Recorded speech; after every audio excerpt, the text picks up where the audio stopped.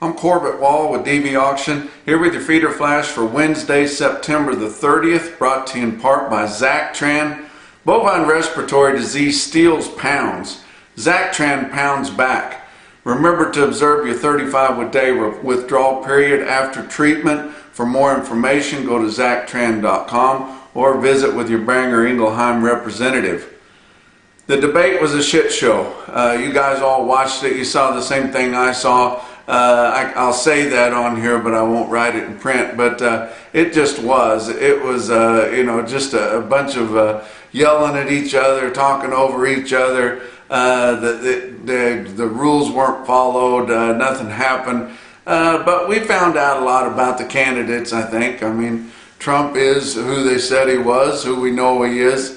I do think it was a little bit pitiful that he took so much advantage of that decrepit, dried up, kind of confused elderly man there that he was debating and just overtook him there. But what did we learn about it? The one thing that I learned was I was relieved, because I'm looking at all these polls that say that Biden is going to win. They're the same polls that said that Hillary was going to win 4 years ago.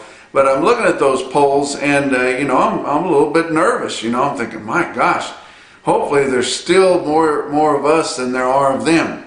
But I'm concerned about it a little bit. But the one thing about the debate, it eased me a little bit. I'm relieved a little bit because now I know that Biden is going to stand up for law and order if he gets in there. He said that. He's not for defunding the police, like he said before.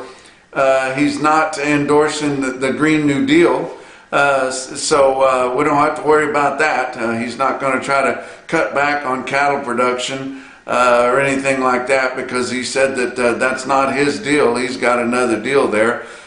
He's not for socialism, even though he said earlier that he's all about Bernie Sanders' idea of socialist medicine and a lot of other social ideas to move our country to the left. But I don't know, really. I know that his running mate is for all those things. We know that she is one of the most liberal people, or the most liberal senator, I guess. They actually gauged him, the most liberal senator in the whole Senate.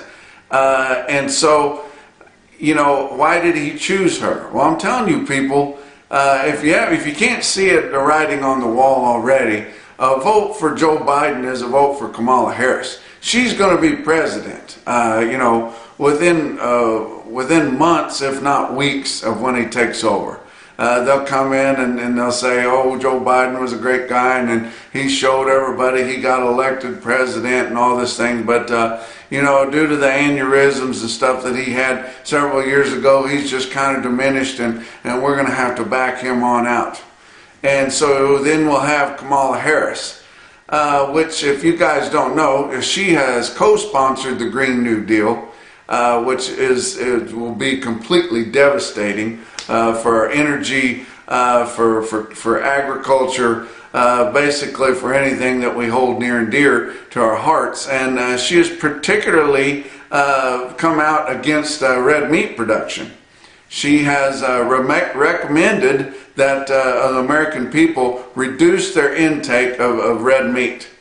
And she is one of the main ones of the politicians that have tied animal agriculture production to environmentalism. So if you guys are interested in some of that, and I mean, she will be unprecedentedly have more pull than any other vice president that we've ever had, and if not take over very, very soon. But just had to put my 2 cents in there, a completely unbiased analysis of last night's debate. I will give Trump another kudo. I believe he's the first presidential candidate that's ever mentioned cattle in a presidential debate. He talked about cows. He's whenever he was ribbing Biden over the Green New Deal, and Biden was denying that he was ever for it, Trump said, so you're going to get rid of the cows too? And Biden assured us that he would not do anything to cut back on cattle production. Okay, sure. Let's talk about the market. That's what you guys tuned in for. Tell you what, the market was up big on the futures, and cash followed. Didn't have any fat cattle trade to speak of, but we're going to gain ground in the fat cattle arena this week. Our feeder cattle markets were higher in response to the board. Board was up really good, and I tell you what, that bearish cattle and feed report's just a distant memory. We don't even remember really what that was all about. But we had reports that showed already this week that our export sales are through the roof. This as likely has a lot to do with the African swine fever breakout in Europe. That has pretty much just eliminated any export sales of pork. Well, pork and beef kind of go hand in hand, and so we're being able to move some product to places that we haven't been moving a lot of it before. But I tell you what, it wasn't just a little bit higher. I mean, export sales were a lot higher, just unbelievably higher. And I tell you what, your people, your managed money people that invest in your futures markets and kind of control it for the most part, they look at things like that.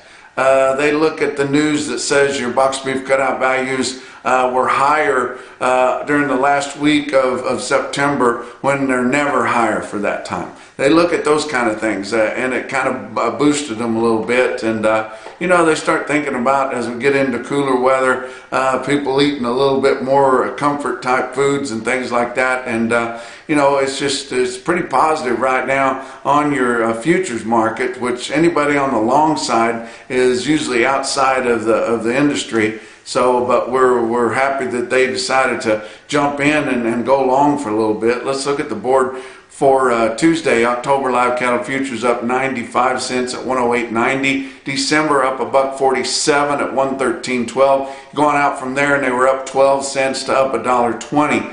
October feeder cattle up $2 even at 142.92. Back to a premium of what your index levels are. November up 267 at 143.77. Going on your out fronts on feeder cattle, they were up 80 cents to up 252. Fat cattle trade, the only confirmed sales that we had on Tuesday, just a smidge, up there in Iowa where they have the independent farmer feeders. And some of them might give in a little sooner, but they sold around 500 head from 104 to 105. So that's sure no lower, and nobody else sold anything. They've just recently learned that if they just back off of that and wait till Thursday or Friday, if we don't have a complete bomb out on your futures or something, they can get more money.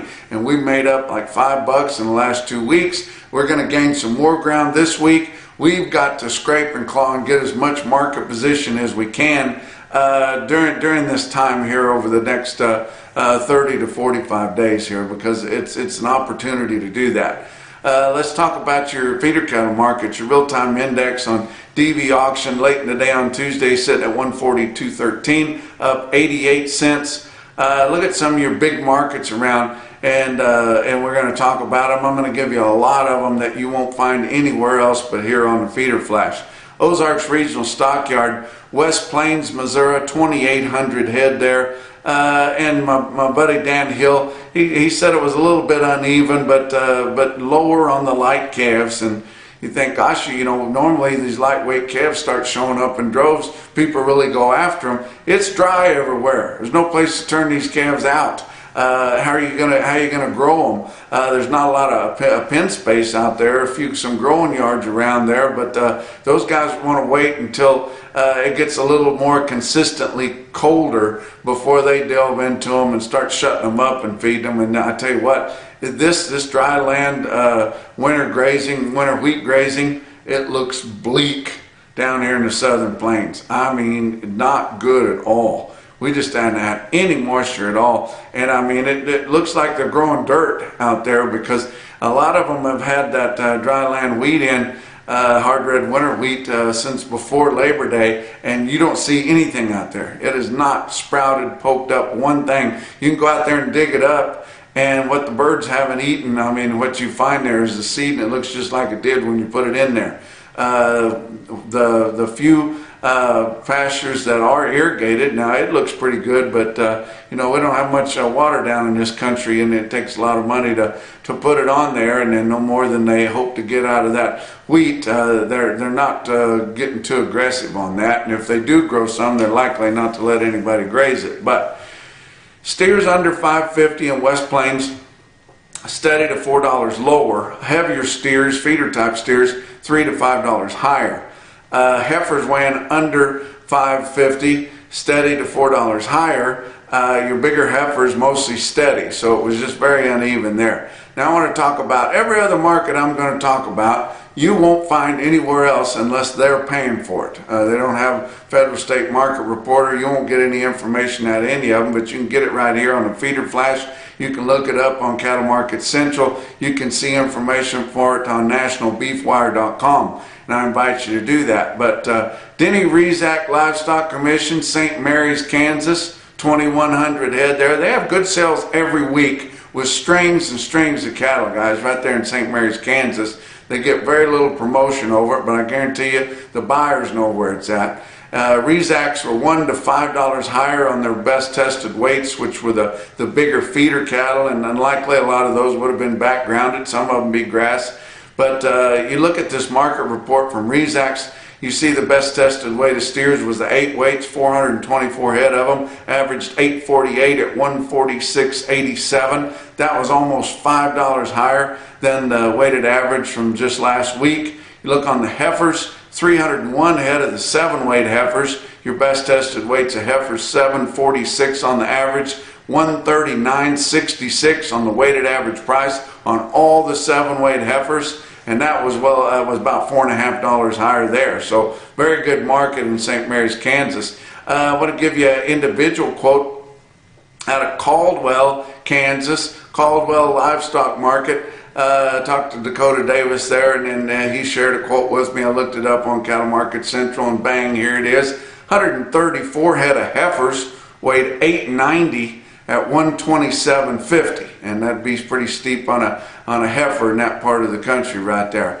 How about Kimball Livestock Exchange, Kimball, South Dakota? Man, did they have a sale. They were a little bit lighter on their receipts last week, and man, they ganged up and had a good run this week and come on a good day. But the best quote that I saw out of Kimball, which would be one of the best quotes in the whole country, 139 steers, weighed 868 at 151.60. 3 or 4 weeks ago, you couldn't have got 41.60 for steers that big. But you know, you could, you know, a month or so ago, but not just a couple, 3 weeks ago, hardly. But they had lots of good quotes, steers and heifers both. But several groups of 9 weight steers sold in the middle 140s. But I'm still going to give the top quote for the day, because you got to take into consideration where it's at. But Southeast Kansas, Fredonia Livestock Auction there, Brad Hahn and Company sold the Lehman cattle out in Neosho Falls, 181 head, weighed 909 pounds at $145. And that's your feeder flash for Wednesday.